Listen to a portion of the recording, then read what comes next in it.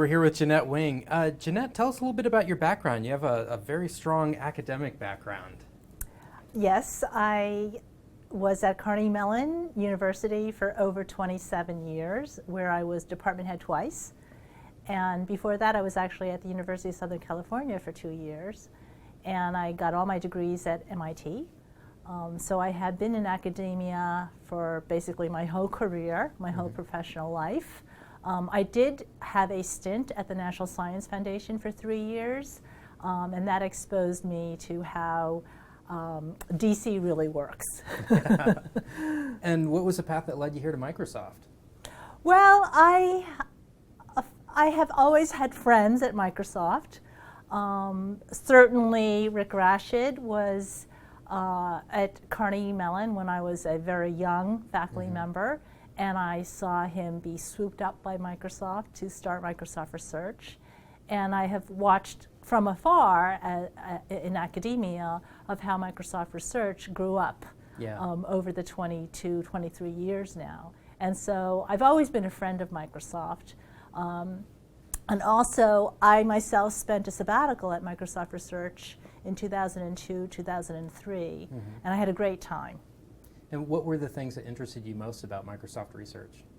Well, as an academic, as a researcher myself, there were two areas of research that overlapped in my interest with Microsoft Research. One was the whole trustworthy computing effort that was going on, and that started with Bill Gates' 2001 memo, and in fact that's what brought me to Microsoft Research in 2002, 2003, because I read that memo and I said, well, what does trustworthy computing really mean? And I figured the only way I'm going to find out is if I come to Microsoft Research and work within Microsoft Research to find out what TWC really means.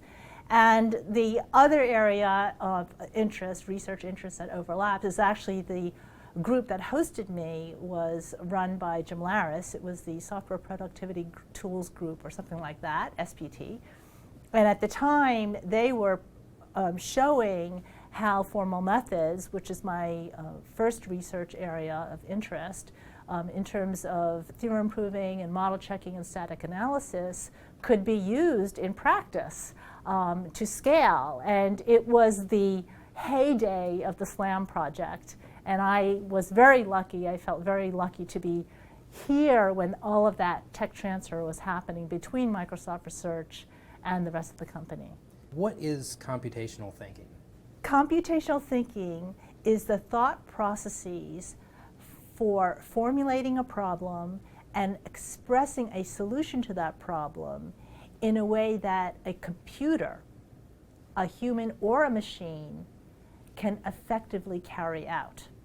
Now that's quite a mouthful of a definition, and I used words like effectively, solution, problem, expressing quite carefully because there are technical meanings to those terms. But let me put it more simply. I like to think of computational thinking as just the thought processes that a computer scientist would use in solving a problem. And that begs the question of, what are those ways a computer scientist approaches problem solving?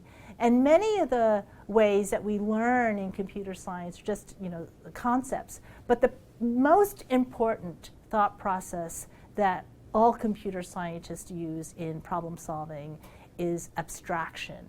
The ability to ignore all the irrelevant, complex details of the problem at hand and look at a higher level of what are the relevant parts of the problem that I need to tackle, that I need to address. And the ability to decompose a problem into smaller pieces, solve the smaller pieces, and put together a solution to the whole problem by putting together the solution to the smaller pieces. Those kinds of thought processes of abstraction, decomposition, composition are the bread and butter techniques of a computer scientist kind of on a day-to-day basis. And I strongly believe that anyone and everyone can learn these concepts and learn and how to use them and apply them in daily life.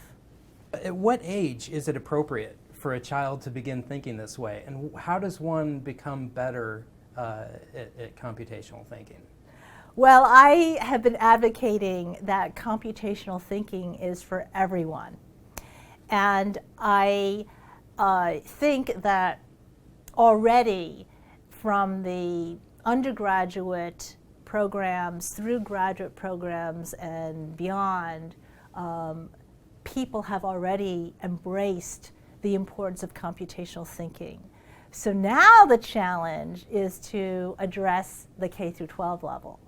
Now, what would it mean to teach a kindergartner what computer science is and what good computing can do for him or her when you're 5 years old? Yeah. And I think that's still an interesting research question, not just for computer scientists, in fact, but I would challenge the education scientists, the cognitive scientists, the learning scientists to ask the question, what kind of computing concepts would make sense to teach to a kindergartner?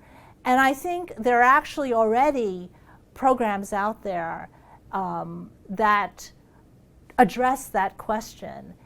So for instance, there's a program out there called CS Unplugged, which is teaching little kids all about computer science without a computer. And so for instance, you can teach a sorting algorithm by lining up a whole bunch of kids and telling them they need to be sorted in a particular way, and maybe they discover how to sort themselves, like the height of the children, and maybe they discover on their own a particular sorting algorithm, and then you can ask, is there a more efficient way? And so they can actually discover on their own the different kinds of sorting algorithms. Interesting. So this might date me, but I remember when I was a child reading stories about how big a computational problem DNA sequencing was, for example, and that it might not even be done in my lifetime. And in hindsight, that's kind of laughable. What are the big problems that we're facing today? What are the big data problems that are the equivalent of that? Well, so big data is clearly a buzzword these days, and I think that certainly every sector, every science, every engineering discipline, every professional sector, when I say sector, law, medicine, humanities, and then all the sciences, astronomy, biology, and so on, they are facing this big data problem in terms of generating lots of data with, say, scientific instruments like the Large Hadron Collider, collecting lots of data through sensors. So we've got sensor nets that span the globe, all in real time, collecting lots of data, and then processing all this data, and then generating metadata on top of that. And you can imagine, and that's just say for one scientific discipline. Now, you'd like to put it all together. You'd like different, in principle, you'd like all these streams of data to come together and all of us to make some sense out of it. And I like to talk about not just big data, but I like to talk about from data to knowledge to action. So from all this data, which is just a lot of bits, you'd like to actually extract some interesting information, some knowledge, some semantics from this data. And then from the representation of that knowledge, and it's usually going to be visual, a human being or some bot eventually will make a decision, make an intelligent decision on that knowledge. So the one example is if we look at some work, for instance, being done at Microsoft Research in climate modeling. we've got lots of data that different government agencies collect in terms of weather and soil and air and wind and so on.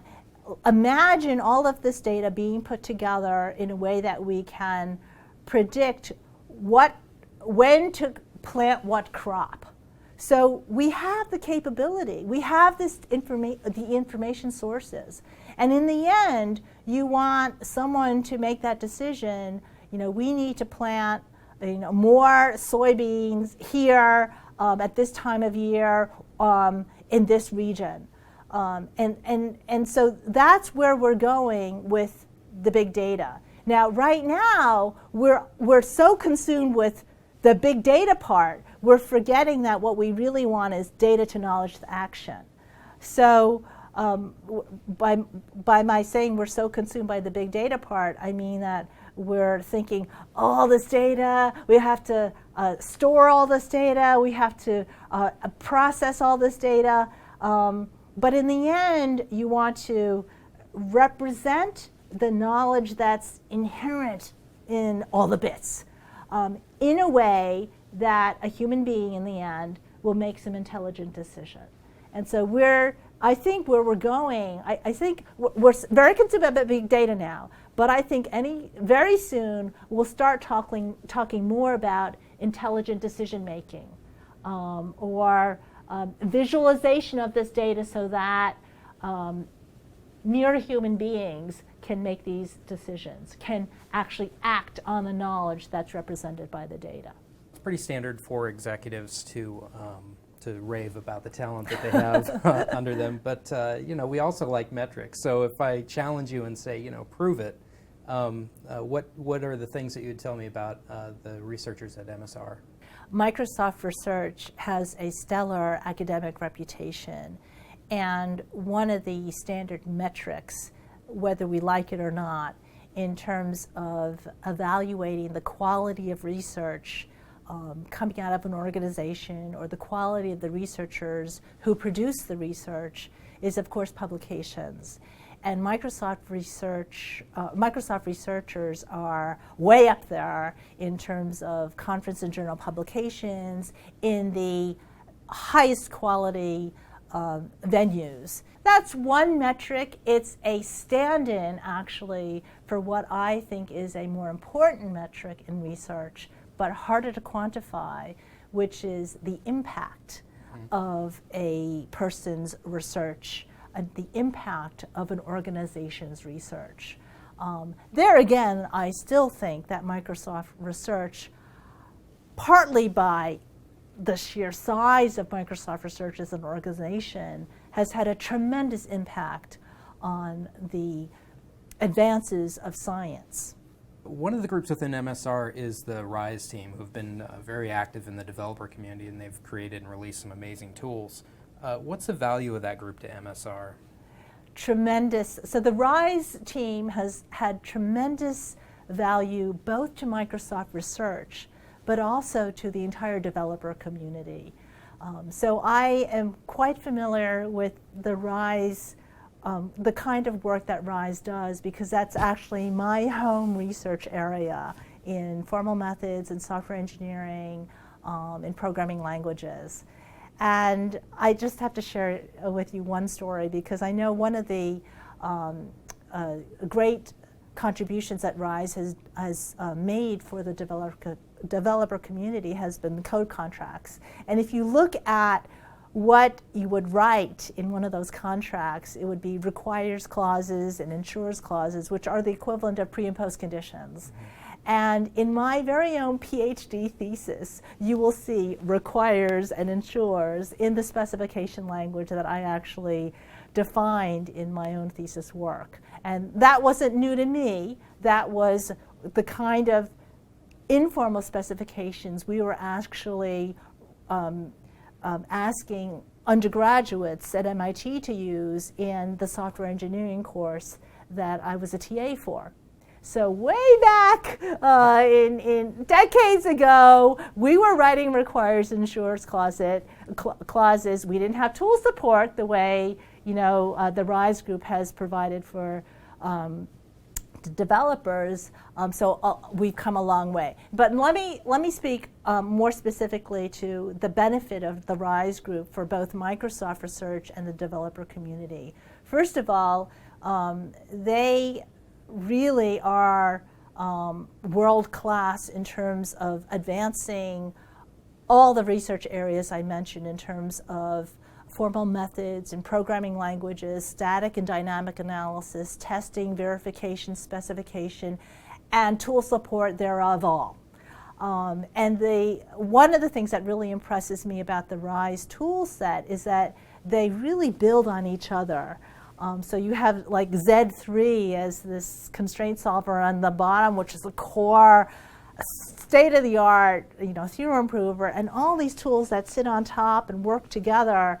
It's really impressive that this one team has put this all together. And all of that is made available to the developer community. And the developer community, at the same time, has been able to inspire the RISE community, the RISE team, to work on research problems that I don't think they would have thought of had it not been for the feedback they got from the developers. What are some of your favorite projects at MSR? One of my current favorites is actually the Worldwide Telescope to GeoFlow example. And before I explain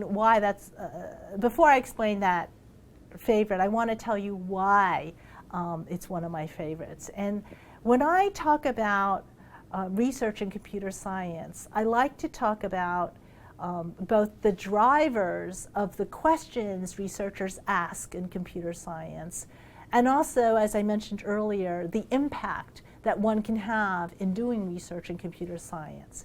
So I'd like to talk about science drivers, technology drivers, and societal drivers. So there are deep science questions that researchers in computer science ask.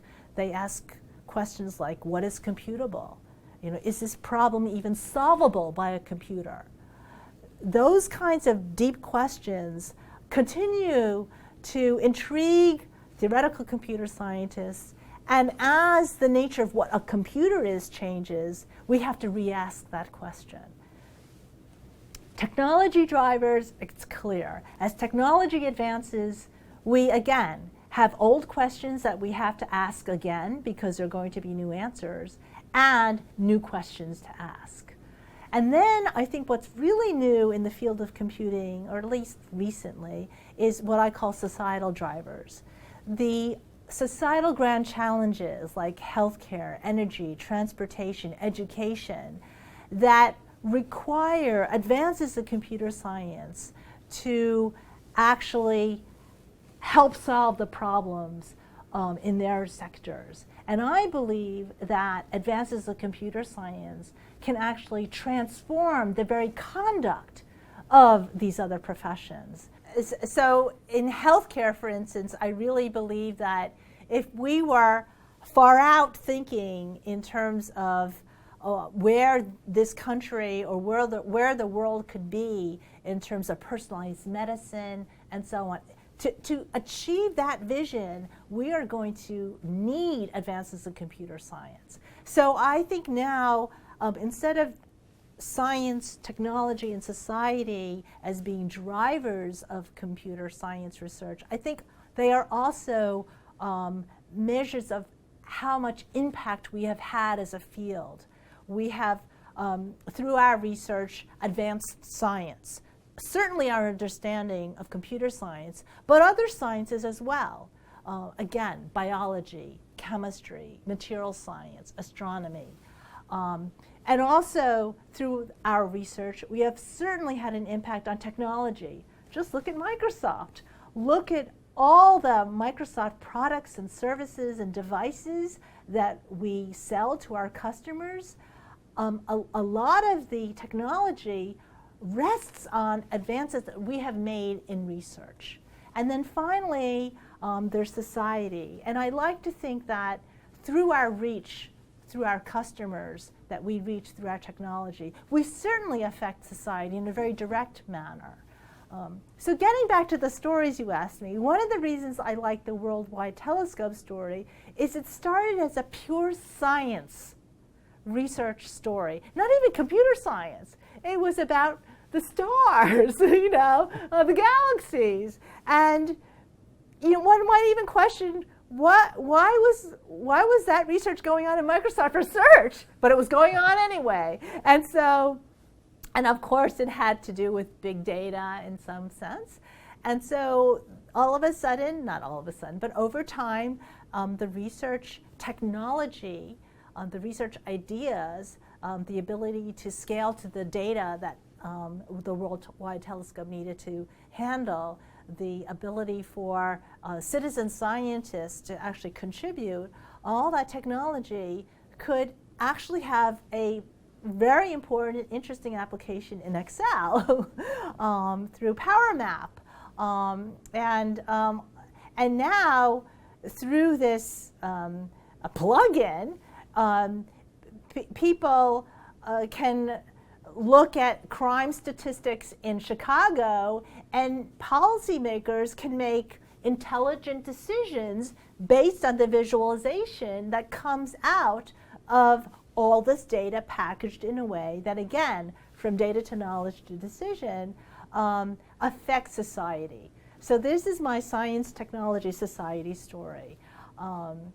Another example along those lines is some work that's more recently being done on urban computing.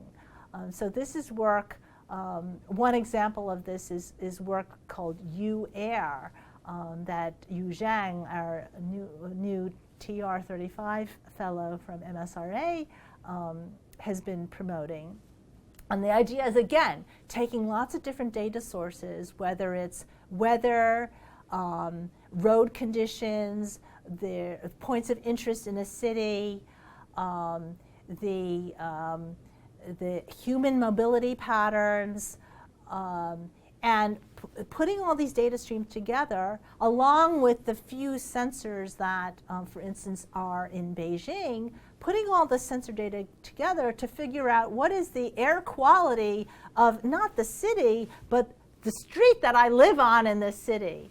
And so this is an example of multiple data streams coming together using machine learning and other data analytics algorithms to convey to the mere user, but also to policymakers, information that people can use to decide, well, should I take this route to work? Should I go to the park because maybe there's too much pollution out there and the air will be bad?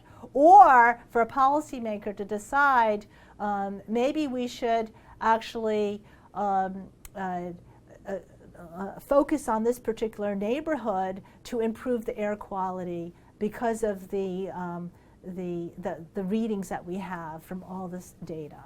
So that urban computing example is, again, science, technology, and society kind of coming together. So that's another example. There are a lot of really fun things going on.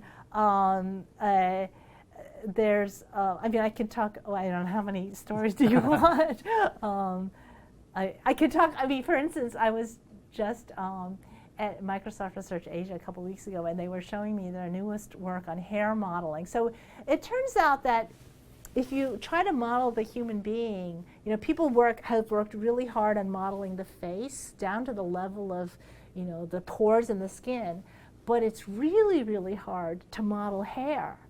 So if you look at a lot of the state of the art, you'll see these heads without hair because it's much easier to model the skin, the eyebrows, and so on. I mean, the eyes and so on, but you won't see the hair. So what these researchers have been doing is actually tackling that problem. And their most recent work is actually to add a little dynamic. So now you can see the hair like blowing in the wind. So there are like fun things that our researchers work on as well. What's going to surprise us in the future? If I told you, it wouldn't be a surprise. Yeah, I don't want to be surprised. I think one of the areas that I see a lot of research in right now, a lot of interest by the consumer, and where we're going is in what Microsoft likes to call natural user interfaces. I think that we have already been seeing our ability to get rid of the mouse and maybe the keyboard, at least the physical one. And I think with speech input, with gesture in terms of interacting with devices, we are going to more naturally interact with devices, with services, and then, of course, with each other. Thank you so much for talking to us today, Jeannette. Thank you.